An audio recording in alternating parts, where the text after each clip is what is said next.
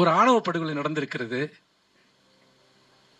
அதற்கு சாட்சியாக இருந்த பெண், அதை பார்த்து கொண்டிருந்த பெண், அந்த கொல்லப்பட்ட மனிதனை தனக்கு தெரியவே தெரியாது என்று சொல்லிவிடுகிறாள். நீதிமன்றத்தில் இது நடக்கிறது. இந்த வழக்கு என்னவென்று உங்கள் எல்லோருக்குமே தெரியும். நீதிபதிகள் உண்மை கண்டறியும் சோதனை செய்யுங்கள் என்று சொல்லுகிற அளவிற்கு அந்த வழக்கு சென்றது. இதை பற்றி ஒரு கவிதை எழுதுகிறார். நீதியின் மன்றம். அவள் முதலாக ஒரு கொலையை கண்ணெதிரே கண்டாள். அலறி துடித்தவன் அவள் காதலனாக இருந்தான். மூவர் கைகால்களை ஆட்ட விடாமல் பிடித்துக் கொள்ள கொஞ்சம் கெட்டியான ஆப்பிளை அறுப்பது போல ஒருவன் குரல் வலையை நறுக்கினான்.